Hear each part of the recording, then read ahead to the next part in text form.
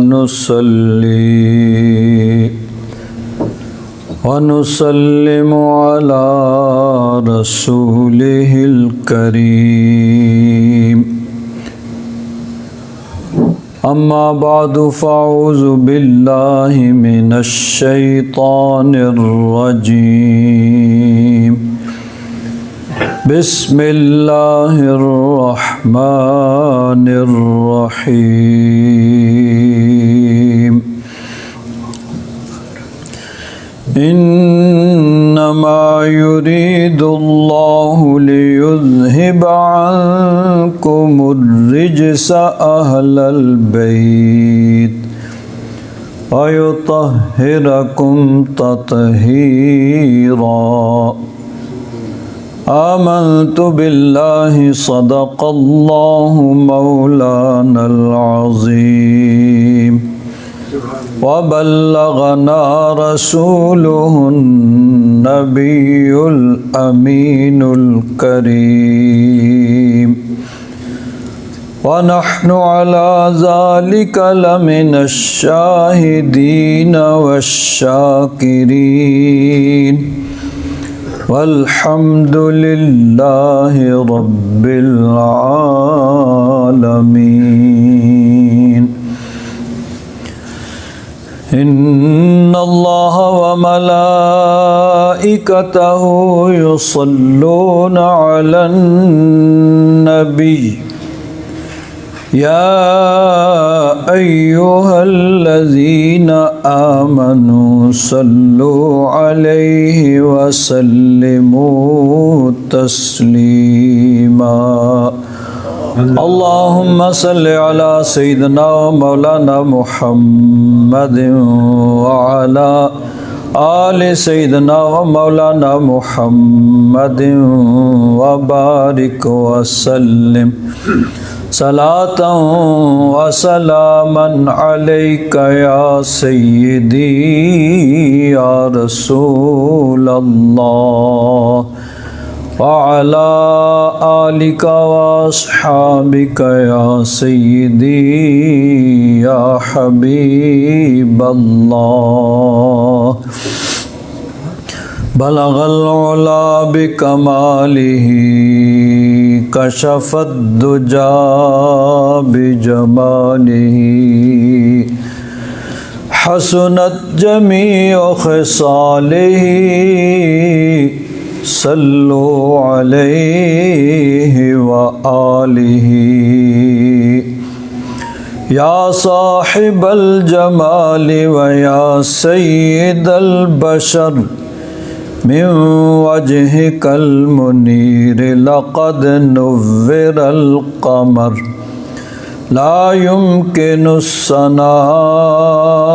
كما كان حقه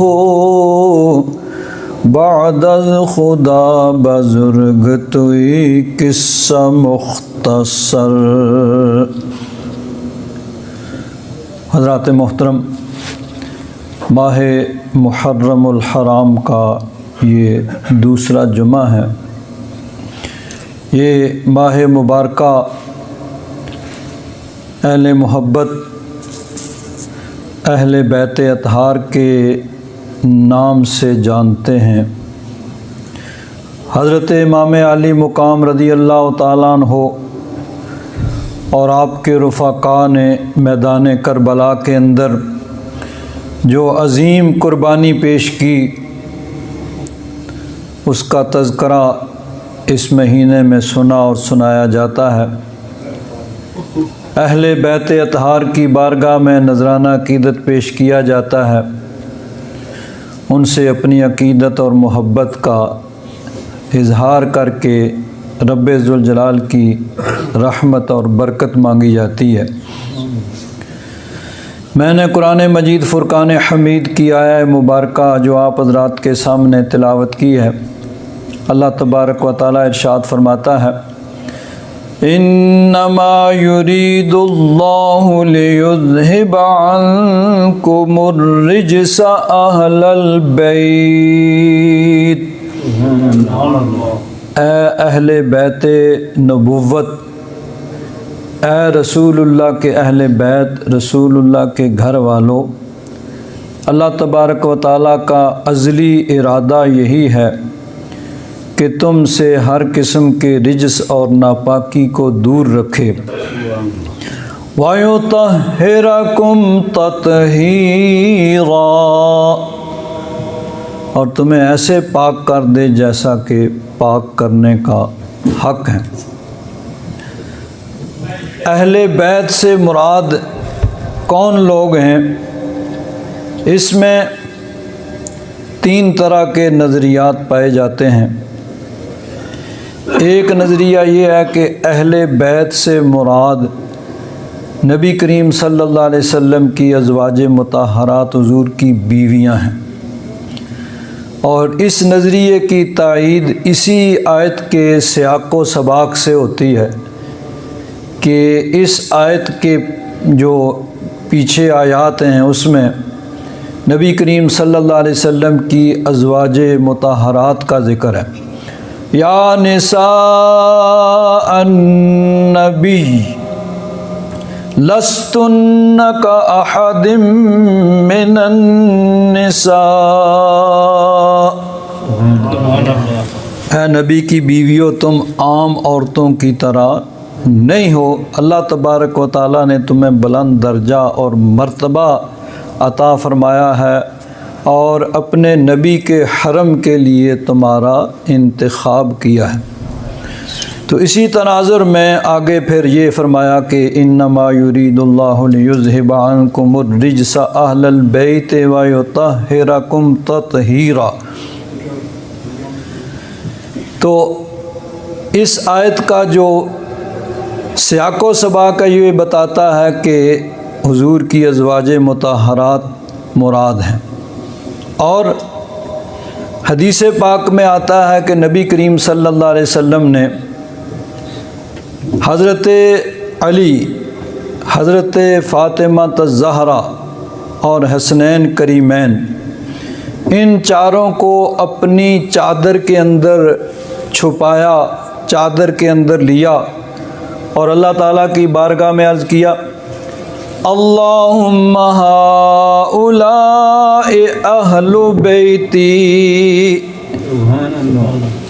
فطہرہم تطہیرا، کہ یا رب ذوالجلال یہ میرے اہل بیت ہیں، تو انہیں اپنے وعدہ ازلی جو قرآن پاک میں تو نے وعدہ کیا اس کے مطابق تو ان کو اس طرح پاک کر دے جس طرح پاک کرنے کا حق ہے۔ تو اس آیت سے معلوم ہوا کہ اہل بیت سے مراد حضرت علی، فاطمہ الزہرا اور حسنین کریمین ہیں۔ تو یہ ایک نظریہ یہ ہوا کہ حضور کی ازواج اہل بیت ہیں، اور دوسرا نظریہ یہ ہوا کہ یہ حضرات حضرت علی، فاطمہ الزہرا، حسنین کریمین یہ اہل بیت ہیں۔ لیکن اہل سنت و جماعت ان دونوں چیزوں کو قرآن پاک کی اس آیت کے سیاق و سباق، اس کے پیچھے اور اس کے بعد والے مضمون کو مد نظر رکھتے ہوئے اور احادیث مبارکہ کو مد نظر رکھتے ہوئے اہل سنت و جماعت کا نقطہ نظر یہ ہے کہ حضور کی بیویاں وہ بھی اہل بیت میں شامل ہیں، اور حضرت علی، حضرت فاطمہ الزہرا، حسنین کریمین یہ بھی اہل بیت میں شامل ہیں۔ اور قرآن و حدیث کی تمام تصریحات کو جب مد نظر رکھا جاتا ہے تو یہی نقطہ نظر جو درست ثابت ہوتا ہے کہ یہ سب حضرات اہل بیت میں شامل ہیں۔ اور اہل سنت و جماعت کا یہ طریقہ نہیں ہے کہ پہلے نظریہ قائم کر کے پھر اس کے دلائل ڈھونڈے جائیں، بلکہ قرآن و حدیث کا جو مفہوم صحابہ کرام نے سمجھا ہے وہ اہل سنت و جماعت کا نقطہ نظر ہے۔ قرآن پاک اور احادیث مبارکہ کا مفہوم جو صحابہ کرام نے سمجھا اور جو انہوں نے نقطہ نظر قائم کیا وہی اہل سنت و جماعت کا 1400 سال سے نقطہ نظر چلا آ رہا ہے کہ یہی اہل سنت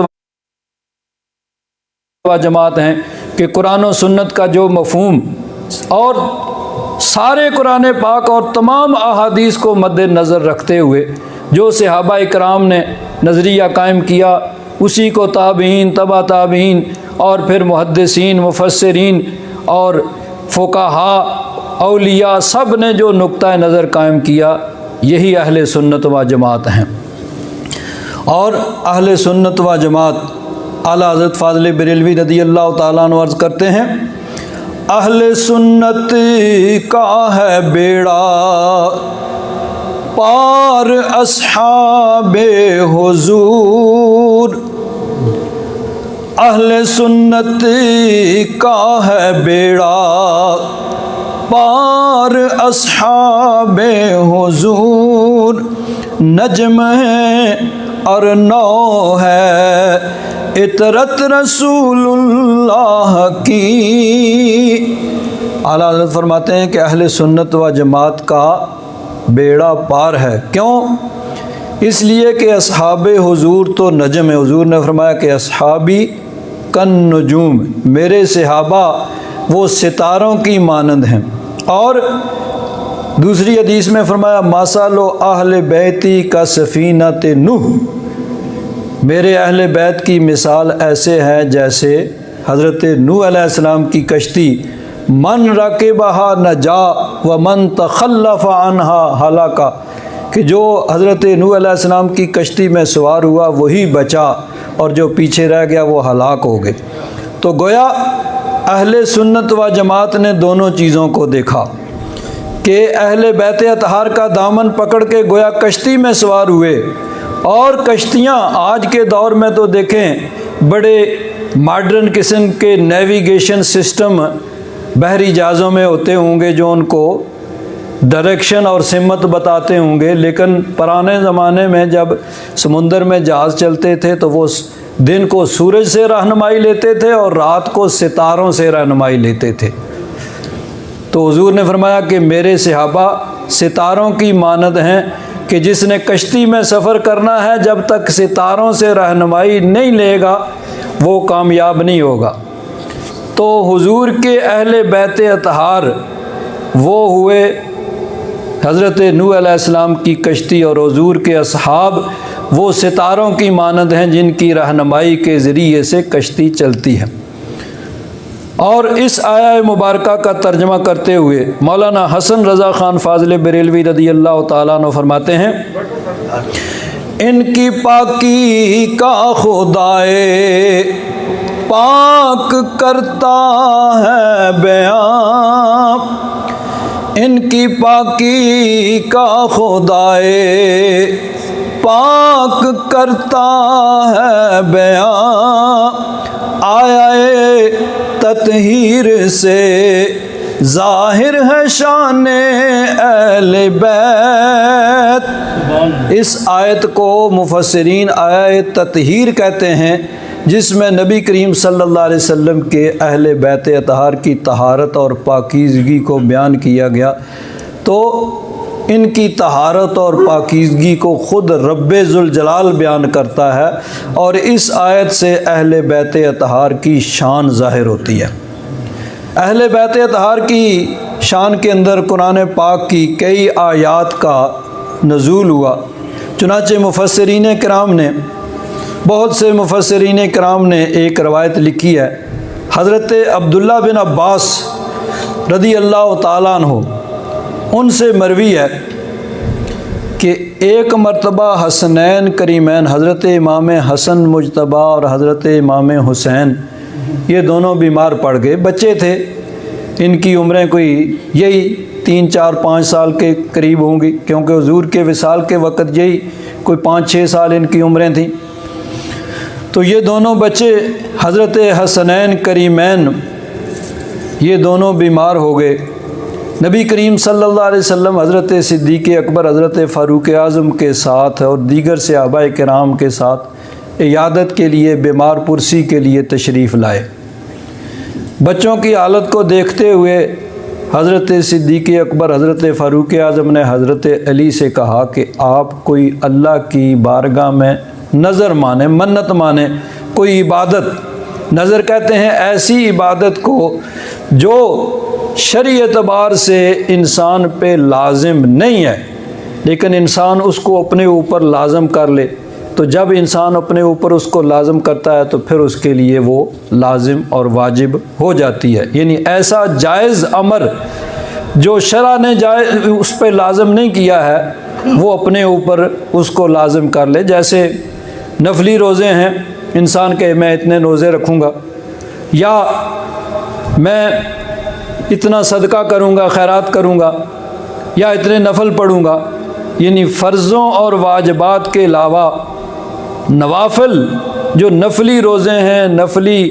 صدقات ہیں، نفلی عبادت نماز ہے، اس کو انسان اپنے اوپر لازم کر لے تو وہ واجب ہو جاتی۔ حضرت علی نے کہا کہ ٹھیک ہے، اللہ تبارک و تعالیٰ میرے ان بچوں کو صحت عطا فرمائے تو میں 3 روزے رکھوں گا۔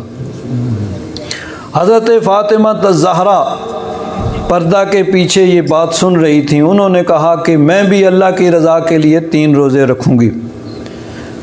ان حضرات کی ایک کنیز تھیں جن کا نام تھا فضہ، انہوں نے سنا، انہوں نے کہا میں بھی 3 روزے رکھوں گی۔ اللہ تبارک و تعالیٰ نے بچوں کو صحت عطا فرمائی، حسنین کریمین صحت یاب ہوئے۔ اب اس نظر کو پورا کرنے کا وقت آیا، اور وہ وقت یہ تھا، اہل بیت اطہار حضور کے اہل بیت کی کیفیت یہ تھی کہ گھر میں کئی دن تک چولہا نہیں جلتا تھا، کبھی ستو کھا لیے اور اس طرح کبھی کھجوریں کھا لیں، پانی پی لیا، اس طرح مطلب ہے گھر میں گزارا ہوتا تھا۔ حضرت علی نے ایک یہودی سے کچھ جو قرض لیے یا وہاں مزدوری کی اس کے باغ میں، اور مزدوری کے طور پر آپ کو وہ جو ملے،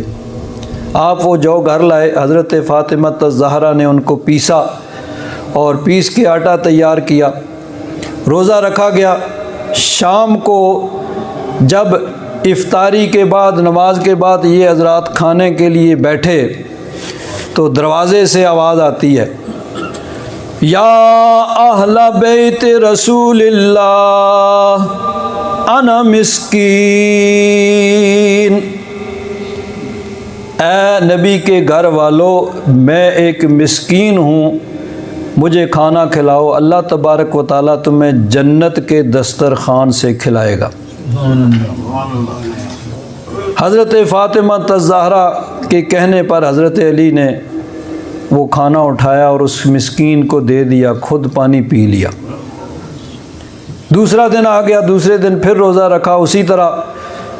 افطاری کے بعد، نماز کے بعد کھانا کھانے کے لیے بیٹھے تو پھر دروازے سے آواز آتی ہے، یا اہل بیت رسول اللہ انا یتیم، اے نبی کے گھر والوں میں ایک یتیم ہوں، میرا باپ ایک جنگ کے اندر، ایک غزوہ کے اندر شہید ہو گیا، میں بھوکا ہوں، مجھے کھانے کے لیے دو۔ حضرت علی نے وہ روٹیاں اٹھائیں اور اس یتیم کو دے دیں، خود پانی پی کر گزارا کر لیا۔ تیسرا دن آ گیا، تیسرے دن جب اسی طرح بیٹھے دروازے سے آواز آتی ہے، یا اہل بیت رسول اللہ انا اسیر، اے نبی کے گھر والوں میں ایک قیدی ہوں، میں ایک غلام ہوں، میں بھوکا ہوں، مجھے کھانے کے لیے دو۔ حضرت علی نے وہ روٹیاں اٹھائیں اور اس اسیر کو دے دیں، خود 3 دن تک اس طرح گزارا کیا۔ پھر چوتھے دن نبی کریم صلی اللہ علیہ وسلم کی بارگاہ میں حاضر ہوئے، سارا واقعہ عرض کیا تو حضرت عبداللہ بن عباس فرماتے ہیں کہ حضرت جبریل امین حاضر ہوئے اور قرآن پاک کی یہ آیات لے کر آئیں۔ اللہ تبارک و تعالیٰ ارشاد فرماتا ہے، سورہ دہر 29واں سپارہ، سورہ دہر بھی کہتے ہیں اور سورہ انسان بھی کہتے ہیں اس کو۔ اللہ تبارک و تعالیٰ نے ارشاد فرمایا، یوفون بالنذر ویخافون یوما کان شرہ مستطیرا، وہ نظر کو پورا کرتے ہیں اور اس دن سے ڈرتے ہیں جس دن کا شر پھیلا ہوا ہوگا، یعنی روز قیامت سے۔ وَيُطْعِمُونَ الطَّعَامَ عَلَى حُبِّهِ مِسْكِينًا وَيَتِيمًا وَأَسِيرًا، اور اس کی محبت میں کھانا کھلاتے ہیں یتیموں کو، مسکینوں کو اور اسیروں کو۔ علی حبہ، اس کا مرجع، ضمیر کا مرجع مفسرین کرام نے دو بیان کیے ہیں۔ ایک معنی یہ کیا ہے کہ علی حبہ یعنی کھانے کی محبت، یعنی ان کو خود بھی خواہش اور ضرورت ہوتی ہے، خود خواہش اور ضرورت ہونے کے باوجود، جس طرح حضرت علی روزہ رکھا ہوا ہے، شام کو کھانا کھانے کے لیے اہل خانہ بیٹھے ہیں، خود بھی خواہش ہے، ضرورت ہے، لیکن اپنی خواہش اور اپنی ضرورت کو چھوڑ کر دوسرے کی ضرورت کو پورا کیا۔ اور دوسرا معنی علی حبہ ہی ضمیر کا مرجع رب ذوالجلال، یعنی رب ذوالجلال کی محبت میں وہ یتیموں، اسیروں اور مسکینوں کو کھانا کھلاتے ہیں۔ اور پھر کہتے کیا ہیں؟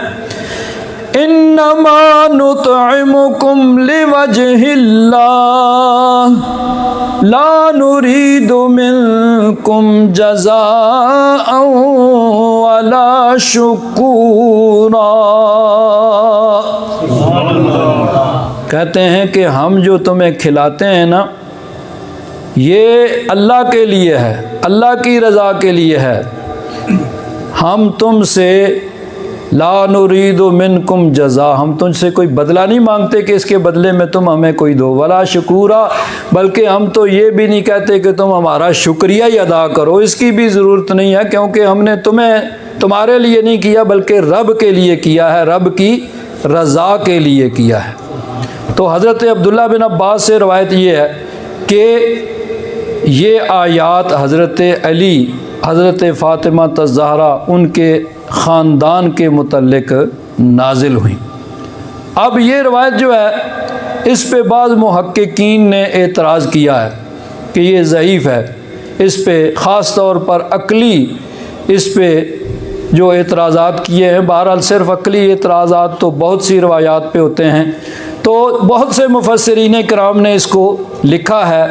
کہ یہ اہل بیت اطہار کی شان میں حضرت عبداللہ بن عباس کے حوالے سے ان کی روایت سے لکھا ہے کہ ان کے حق میں نازل ہوئی۔ حضرت پیر کرم شاہ صاحب رحمۃ اللہ تعالیٰ علیہ ضیاء القرآن کے اندر اس روایت کو لکھنے کے بعد دیانتداری کے ساتھ سارا انہوں نے بیان کیا کہ محققین نے اس روایت پہ اعتراض کیا، یہ اعتراض ہوتا ہے، یہ اعتراض ہوتا ہے۔ آخر میں فرماتے ہیں کہ اہل بیت اطہار کی شان اتنی بلند ہے کہ اگر یہ واقعہ نہ بھی ہو تو پھر بھی ان کی شان میں کوئی فرق نہیں پڑتا ہے۔ اور آگے فرماتے ہیں کہ بلا شبہ، اب دیکھیے جب کوئی آیت کسی خاص واقعہ کے متعلق نازل ہوتی ہے تو حکم اس کا عام ہوتا ہے، تو یہاں ابرار نیک لوگ مراد ہیں، سب نیک لوگ اس سے مراد ہیں قیامت تک آنے والے۔ تو حضرت پیر کرم شاہ صاحب رحمۃ اللہ تعالیٰ نے فرماتے ہیں بلا شبہ اس کے اولین مصداق جو ہیں وہ اہل بیت اطہار ہیں، کہ ان کی یہ شان ہے، چاہے وہ یہ واقعہ اگر نہیں بھی ہوا تو پھر بھی اہل اطہار کی یہی شان ہے کہ یوفون بالنذر ویخافون یوما کان شرہ مستطیرا ویطعمون الطعام علی حبہ مسکینا ویتیما واسیرا انما نطعمکم لوجہ اللہ لا نرید منکم جزاء ولا شکورا۔ تو فرماتے ہیں کہ اگر یہ واقعہ اگر نہ بھی ہو تو پھر بھی ان آیات کا اولین مصداق حضور کے اہل خانہ ہیں۔ یہاں ایک اور بڑی اہم بات ہے کہ اللہ تبارک و تعالیٰ نے فرمایا وَيُطْعِمُونَ الطَّعَامَ عَلَى حُبِّهِ، اللہ کی محبت میں وہ یتیموں اور مسکینوں اور اسیروں کو کھانا کھلاتے ہیں، یعنی مقصد اپنی نیکی کا اظہار نہیں ہے، اپنی شہرت مراد نہیں ہے کہ لوگ کہیں جی دیکھو جی کتنے نیک ہیں، کتنا صدقہ و خیرات کرتے ہیں، یہ مقصد کسی کو دکھانا یا سنانا نہیں ہے، بلکہ صرف اور صرف رب کی رضا کے لیے کرتے ہیں۔ اور یہ چیز بہت ضروری ہے، کسی بھی نیک کام کے آخرت میں فائدہ مند ہونے کے لیے بنیادی شرط اخلاص ہے۔ اگر اخلاص کے ساتھ رب کی رضا کے لیے انسان نیکی کرے گا تو وہ آخرت میں اس کو فائدہ دے گی، اور اگر مراد لوگوں کو دکھانا ہوگا اور اپنی تعریف مقصود ہوگی تو وہ دنیا میں تو ہو جائے گی، لوگ واہ واہ بھی کر دیں گے، لیکن آخرت میں اس کا کوئی فائدہ پھر نہیں ہوگا کہ آخرت میں وہی نیکی فائدہ دے گی جس سے مراد رب کی رضا ہو، اللہ تبارک و تعالیٰ کے حکم پر عمل کرنا ہو، اپنی آخرت کو سنوارنا اور رب کو راضی کرنا ہو، وہی نیکی جو ہے وہ آخرت میں فائدہ مند ہوتی ہے۔ یہاں ایک اور بات مولانا روم رحمۃ اللہ تعالیٰ علیہ فرماتے ہیں کہ اخلاص، کسی بھی عمل کے اندر اخلاص ضروری ہے، اور اخلاص اگر سیکھنا ہو تو کہاں سے آپ کو سیکھنے کو ملے گا؟ فرماتے ہیں از علی آموز اخلاص عمل، شیر حق را دام مطہر از دخل۔ فرماتے ہیں عمل کے اندر اخلاص اگر سیکھنا ہو تو حضرت علی کی بارگاہ میں آ جاؤ، یہاں سے آپ کو اخلاص ملے گا، اور اخلاص کی تعلیم اور تربیت صرف زبانی نہیں،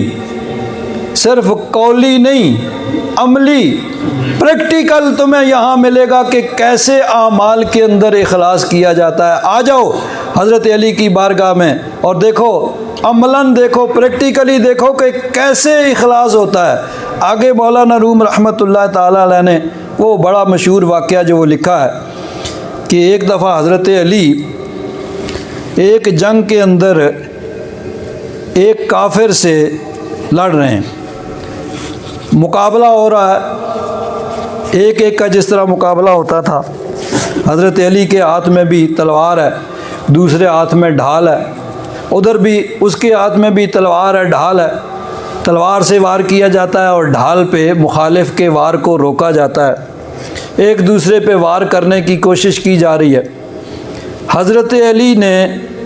اس کو گرا لیا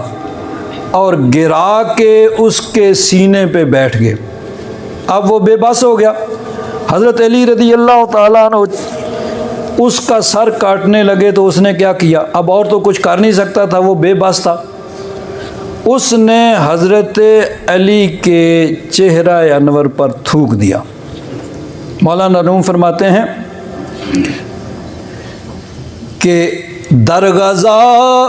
بر پہلوان دست یافت، زود شمشیر براور دوشتافت۔ حضرت علی نے اس پہلوان کو گرا لیا اور تلوار نکال کے اس کو کاٹنے لگے۔ اوخیو انداخت بر روئے علی، افتخار ہر نبی و ہر ولی۔ اس نے کیا کیا کہ حضرت علی کے چہرے پہ اس نے تھوک دیا۔ اب وہ تو چونکہ جانتا تھا کہ انہوں نے مجھے قتل کرنا ہے اور تو کچھ کر نہیں سکتا تھا، اپنی نفرت کا اظہار اس نے اس طرح کیا، بھائی ٹھیک ہے قتل تو انہوں نے کرنا ہی ہے، اپنے دل کا غصہ نکال لو۔ اس نے حضرت علی کے چہرے پہ تھوکا اور خیال آیا کہ شاید اب یہ مجھے میری گردن نہیں کاٹیں گے بلکہ پہلے میرے ہاتھ پاؤں کاٹیں گے اور تڑپا تڑپا کے مجھے ماریں گے، کیونکہ پہلے تو لڑائی تھی، اب ایک ذاتی ہو گیا ہے کہ میں نے ان کے منہ چہرے پہ تھوکا ہے اور میں ان کے اختیار میں، کنٹرول میں ہوں، کر بھی کچھ نہیں سکتا۔ لیکن اس کو اپنی آنکھوں پہ یقین نہیں آ رہا کہ حضرت علی نے اس کو چھوڑ دیا، الگ کھڑے ہو گئے۔ وہ بھی اٹھا، اپنے کپڑے درست کیے اور کہنے لگا کہ بڑی بڑی جنگوں میں گیا ہوں، جنگوں میں شامل بھی ہوا ہوں، لڑائیوں میں بھی حصہ لیا ہے۔ جب کوئی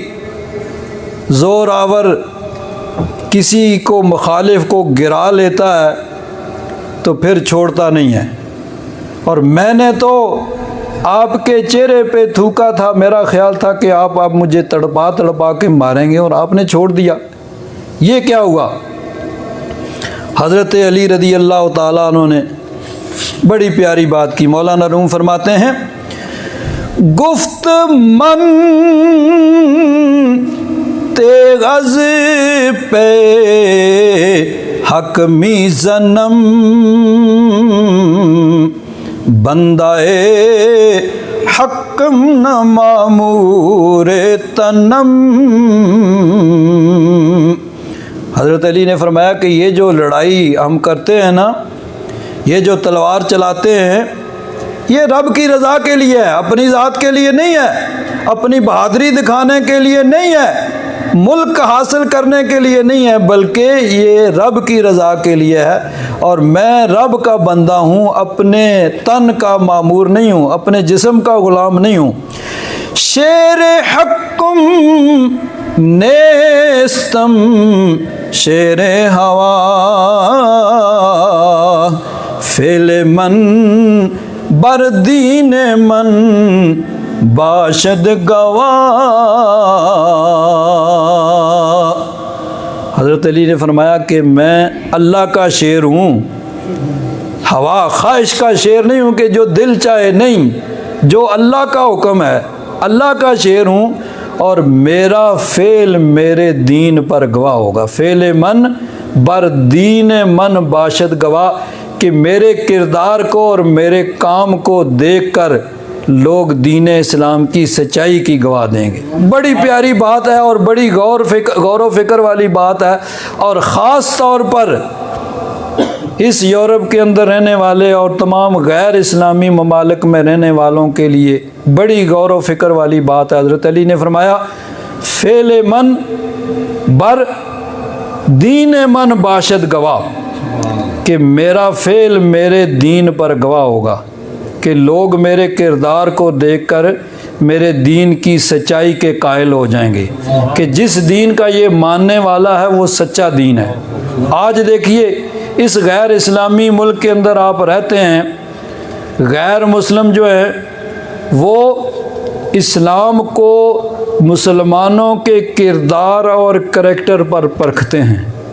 دیکھتے ہیں کہ مسلمان کیا کرتے ہیں، جو کچھ مسلمان کرتے ہیں وہ کہتے ہیں یہی اسلام ہے۔ ایک طرف تو میڈیا ہے نا جو ان کو اسلام کی غلط تصویر پیش کرتا ہے، اور دوسری طرف جب وہ مسلمانوں کے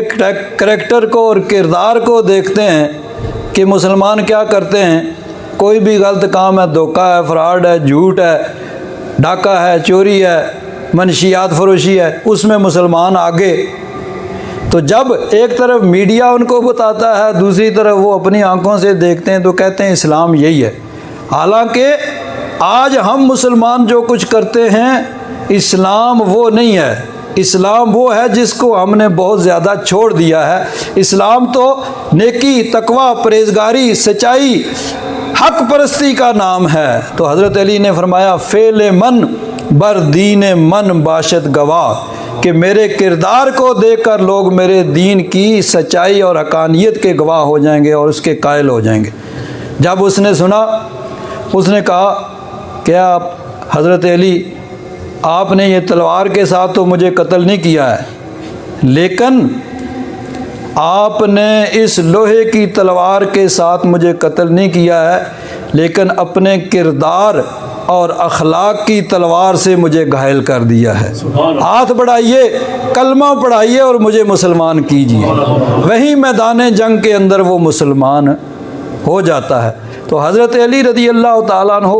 آپ کا اخلاص، اور مولانا روم رحمۃ اللہ تعالیٰ علیہ نے یہاں ایک بڑی پیاری اور بات کی ہے۔ مولانا روم فرماتے ہیں کہ اس پہلوان نے، وہ جو پہلے کافر تھا مسلمان ہو گیا، اس نے کہا درش جات شیر ربانیستی در مروت خود کے دانت کیستی۔ شجاعت میں تو آپ رب کے شیر ہیں، لیکن مروت میں، اخلاق میں، کردار میں آپ کیا ہیں یہ کون جانے؟ پھر خود ہی جواب دیتے ہیں، در مروت ابر موسیٰ بیتی کامد از و خانے نانے بے شبی۔